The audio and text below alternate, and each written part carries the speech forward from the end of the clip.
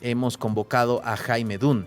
Él es economista y claro, viene del mundo financiero, por lo tanto entenderá mejor que nosotros dónde puede estar la plata que el presidente dice no hay. Jaime Dunn, ¿cómo está? Buenos días, Diego Montaño lo saluda. Hola Diego, muy buenos días, gracias por la entrevista, un gusto y un placer estar en tu programa. Para nosotros el gusto de mucho tiempo, Jaime, conversando nuevamente con usted. Sabemos que está cumpliendo alguna agenda fuera de La Paz, así que le agradecemos que nos haya atendido. Jaime, lo que ayer dijo el presidente, me imagino que usted también ha recibido muchas llamadas de gente que se le disparó la presión. Sí, y especialmente, por supuesto, de gente que está en el análisis financiero, en el mercado de capitales, gente del exterior también, y por supuesto de mucho, la gran mayoría de los medios de comunicación, porque evidentemente se hizo una declaración, un planteamiento que creo que amerita mayores explicaciones antes de poder llegar a conclusiones. ¿Usted pudo obtener alguna información más allá del titular que lanzó el presidente ayer? Sí, claro que sí. Y bueno, más bien aprovechar tu medio de comunicación para informarle a los ciudadanos que toda la información es pública. Es tan sencillo como entrar a la página web de la misma gestora o de la autoridad del sistema de pensiones para poder extraer la información de dónde están los recursos de los aportantes. Y un tema importante, Diego, para entender es que la gestora tiene un mandato que es, por supuesto, el mismo que tenían las AFPs, de colectar los recursos del sistema integral de pensiones, todo el efectivo que llega de manera periódica, y eso tiene que ser invertido. Esa es la clave de todo. La gestora no puede guardar ese dinero sin que se invierta, tiene que invertirse, no puede estar en efectivo. Entonces, eso puede generar mucha confusión a veces. Cuando vemos dónde están los recursos, pues vemos que el 98%, redondeando los números, están invertidos. ¿Y en qué está invertido? Bueno, casi el 51%, cerca a un poquito más de 14,000 millones de dólares, están invertidos en la banca nacional. La gestora abre DPFs en la banca y les da liquidez a los bancos para que los bancos puedan prestar esa plata. Un 30% más o menos está en bonos del Tesoro, en instrumentos de renta fija que ha emitido el propio Estado boliviano, es decir, la gestora invierte en el Estado boliviano. Y hay otro porcentaje importante que está también en empresas privadas que han hecho a través del mercado de capitales oferta pública de valores, y eso ha sido comprado por la gestora. Es más, hay cerca de 980 millones de dólares también que la gestora tiene invertido en bonos soberanos de Bolivia. Entonces, cuando uno hace esta suma, queda más o menos un 2% en efectivo.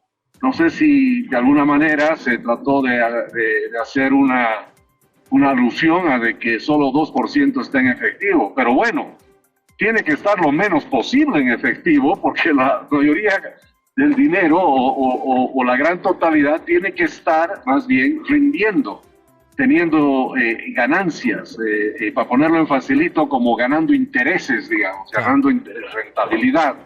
Entonces, esa es la realidad. Ahora, ¿en qué ha invertido? ¿Por qué ha invertido en el Tesoro boliviano? ¿Por qué ha comprado bonos soberanos? ¿Por qué el precio de los bonos soberanos ha bajado? ¿Por qué se han hecho inversiones en cierto lugar y no en otro? Y es otro tema. Eso habrá que discutir, habrá que analizar. Pero a la pregunta concreta, ¿dónde están los recursos de los aportantes? 98% están invertidos.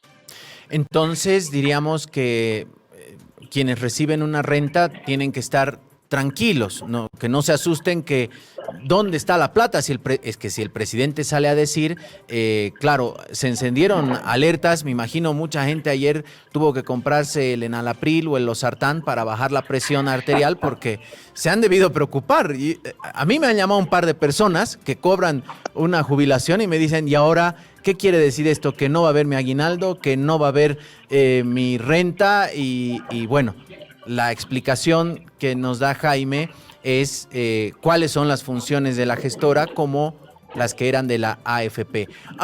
Jaime, estas inversiones en bonos nacionales ¿pueden ser contempladas como deuda interna o no?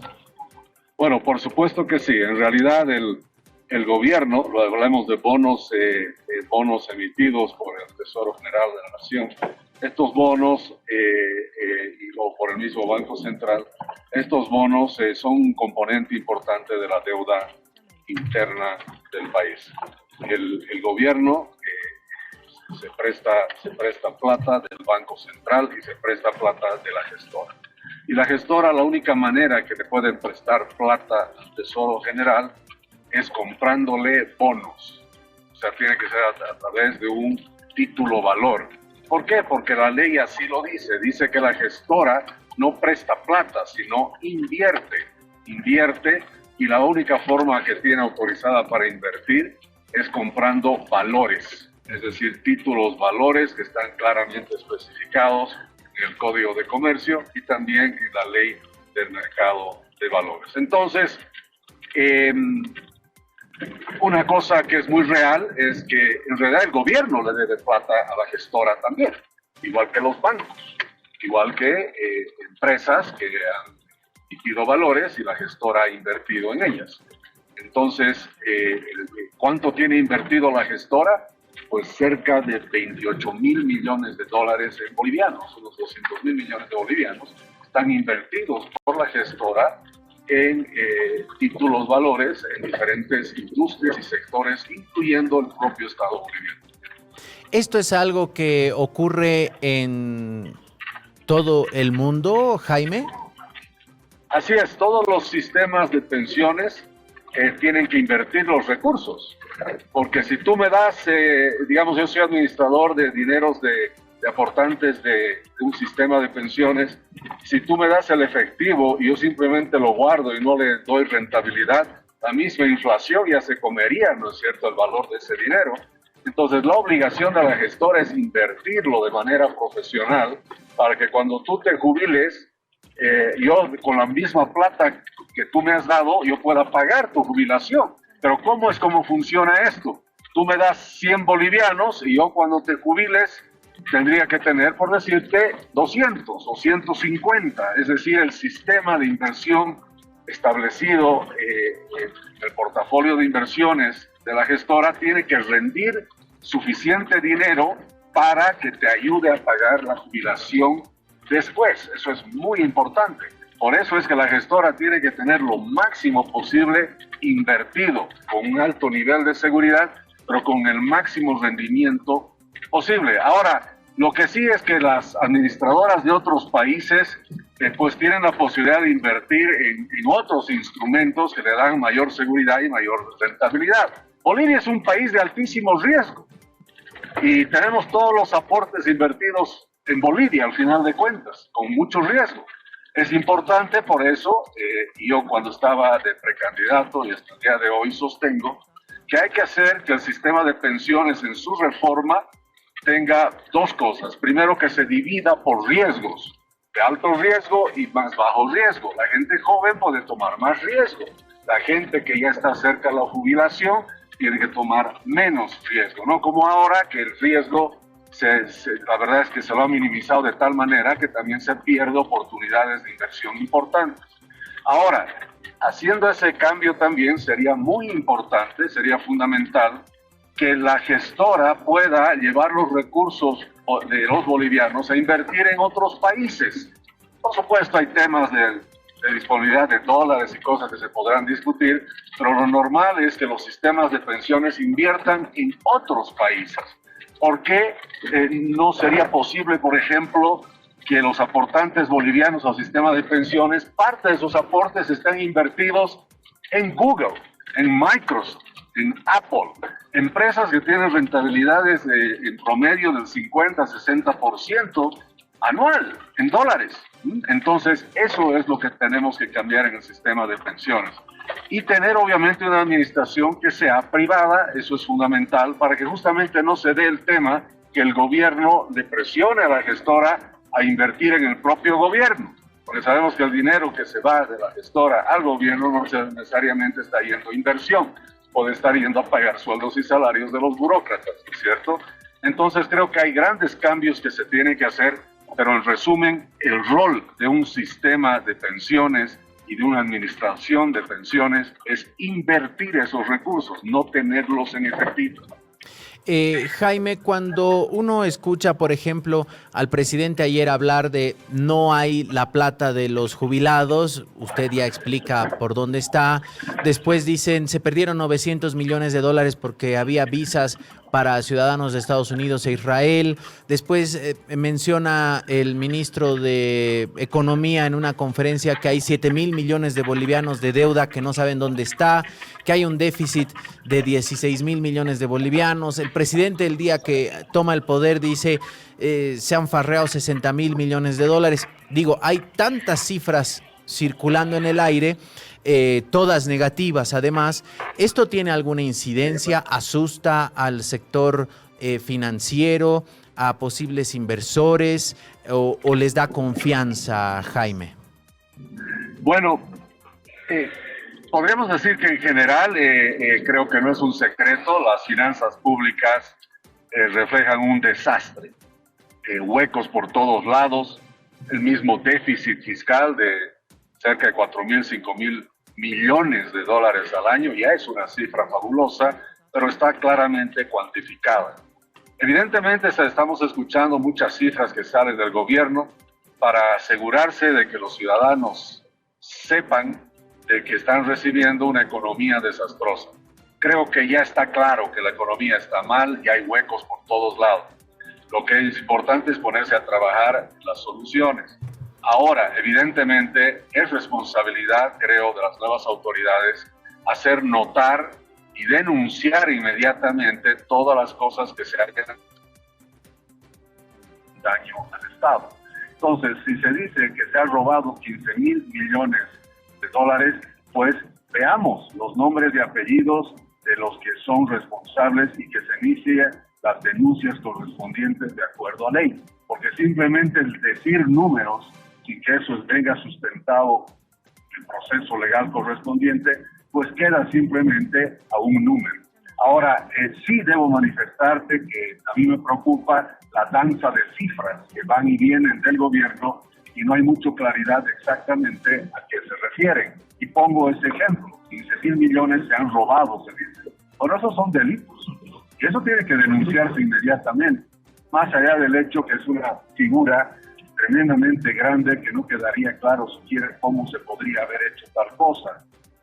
Pero sabemos también que en el marxismo han tenido la habilidad y la innovación necesaria para poder hacer muchas cosas que mucha gente no se imagina que se puede hacer, ¿cierto?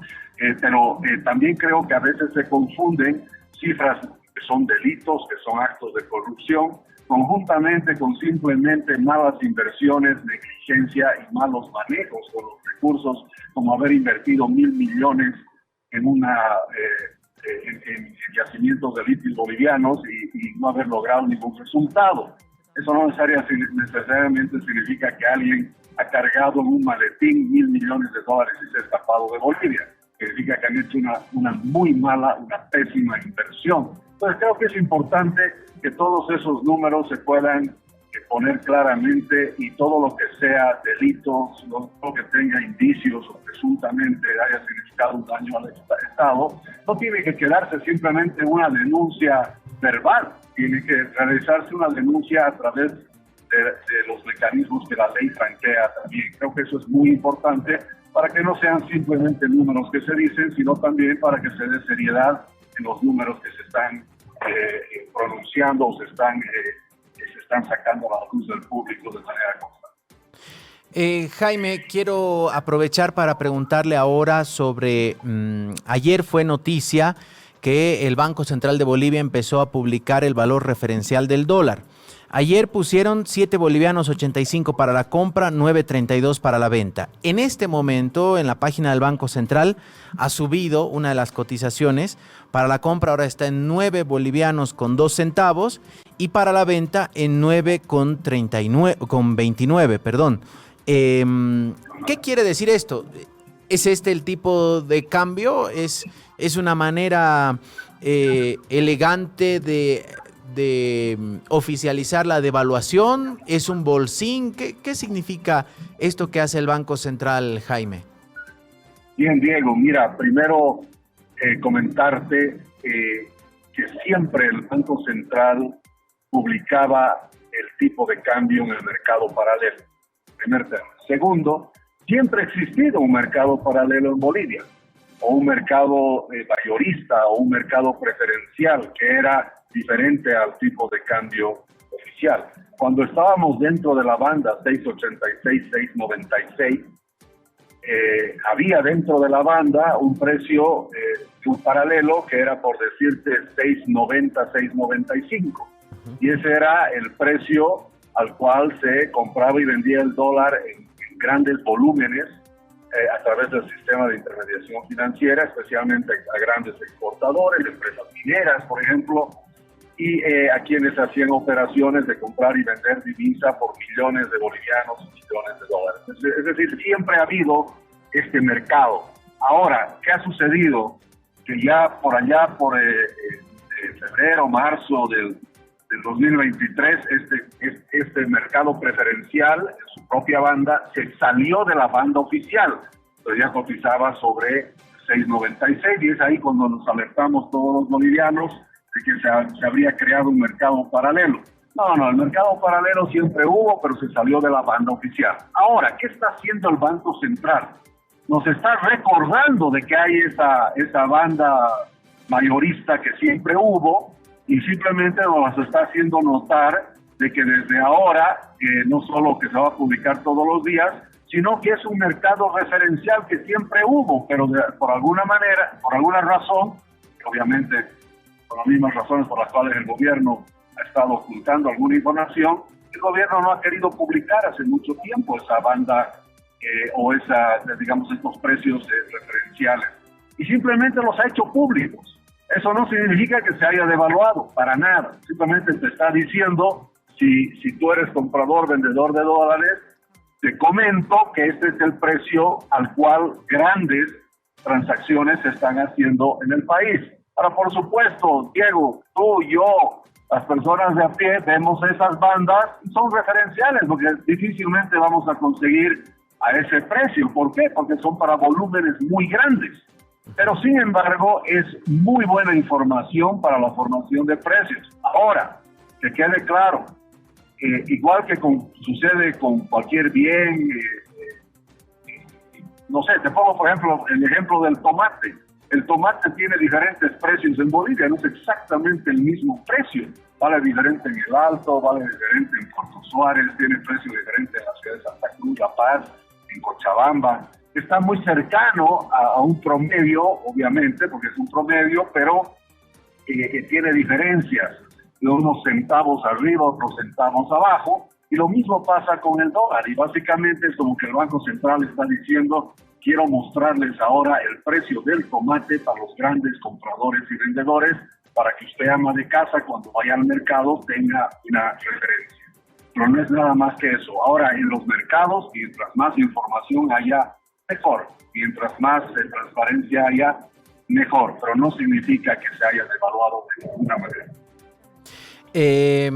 Jaime, sin embargo, como usted bien decía, este es un valor referencial porque si uno se va al dólar cripto, por ejemplo, encuentra que está a otro precio un poco más alto. Es cierto que ha encontrado una meseta, diríamos, está en una meseta entre los 10.20, 10.60 y por ahí va comportándose, pese a que este es un mes que tiene mucha presión sobre el dólar por desde septiembre que viene el requerimiento de dólares por las importaciones con miras a las fiestas de fin de año, pero ¿cuáles las proyecciones con estas primeras medidas que ha tomado el gobierno, Jaime, de retirar estos 4 impuestos? ¿Cuál cree que va a ser el impacto? Y este anuncio del 30%, ahí hubo una confusión porque dijeron 30% del gasto, pero resulta que era el 30% del déficit, que vaya que son varios millones de diferencia entre uno y otro. Pero, ¿cuáles las proyecciones con estas primeras medidas que ha asumido el gobierno de Rodrigo Paz en su criterio, Jaime? Las proyecciones para el precio del dólar, me dicen. Para el precio del dólar y el comportamiento también de la economía. Quieren reducir el déficit fiscal, algo positivo que todos han destacado que es un gran problema, y a partir de allí las decisiones que se vayan tomando y los créditos también, la confianza del sector extranjero van a, digamos, dinamizar las finanzas. Bueno, sí, pero sí decirte, si yo tuviera la posibilidad de saber cuáles serían las proyecciones con el dólar hacia adelante, sería algo que no te lo diría, Diego, sería mi gran secreto.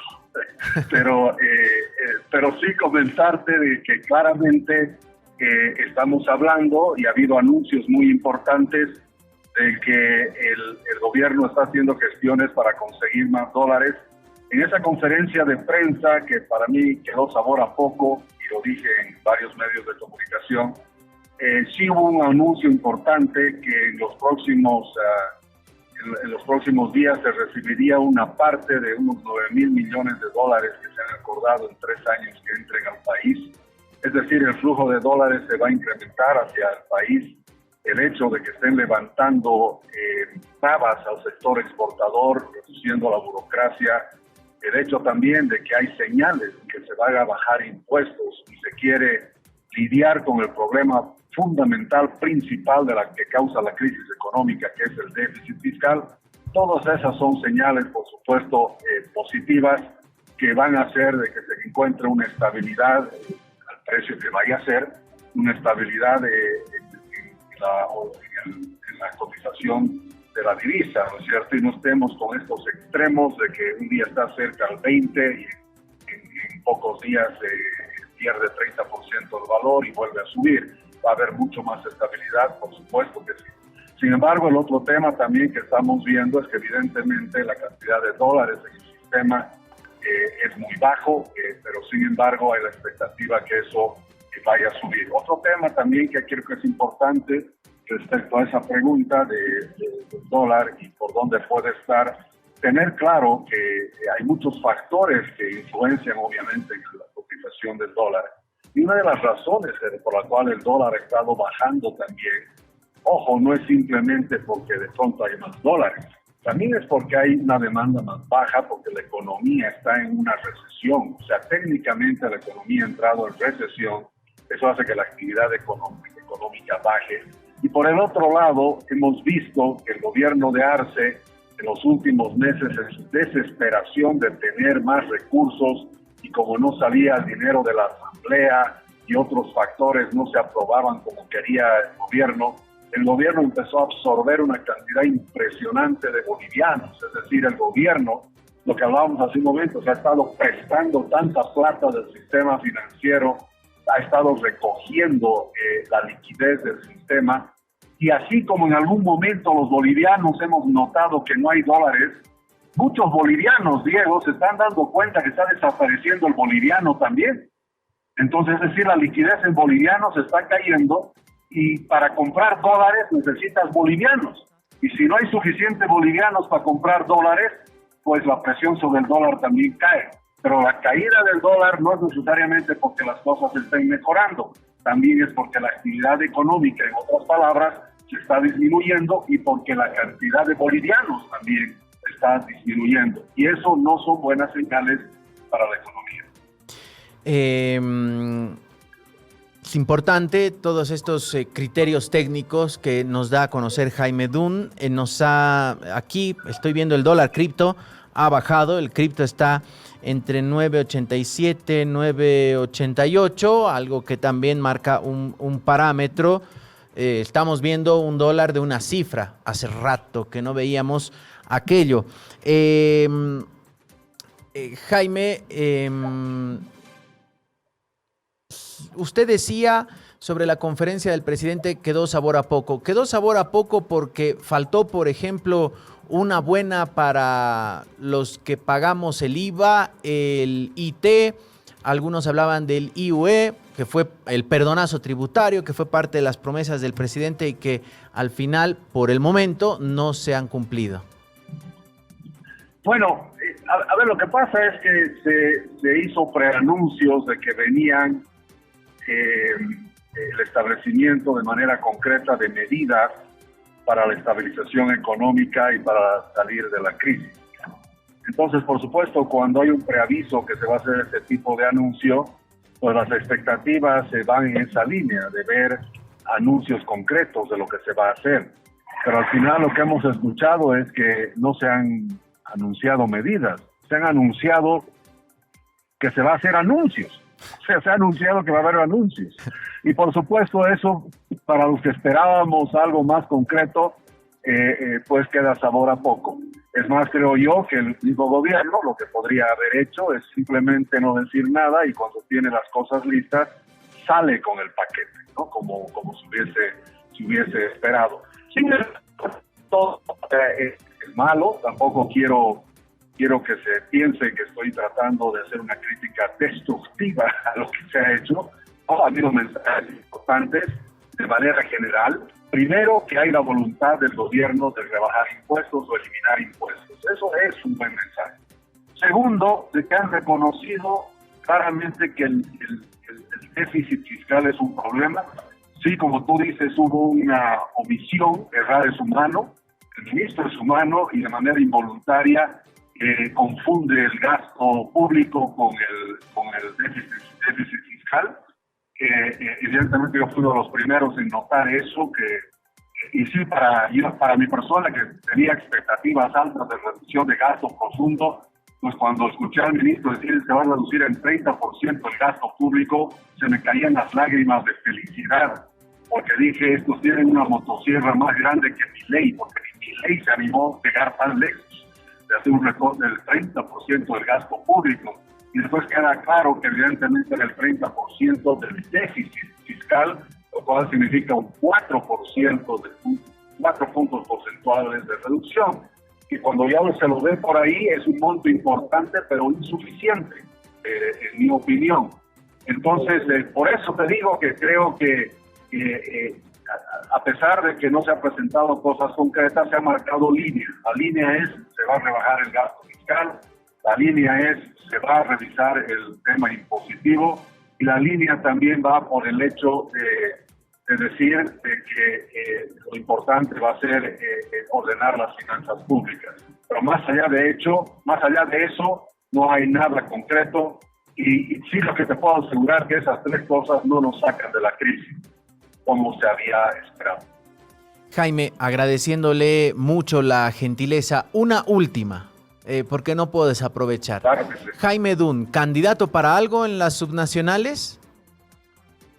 Mira, no, yo lo había manifestado ya varias veces, que yo personalmente no voy a ser candidato a las subnacionales, porque estoy embarcado en un trabajo muy importante que es la constitución de un nuevo partido político. Estoy justamente en carretera en este momento, vía Chayapata, justamente trabajando en esos temas, saliendo de Oruro, donde hemos estado también trabajando en esos temas, y continuamos a lo largo del ancho del país, trabajando con las estructuras nacionales e internacionales también que estamos generando en este proceso.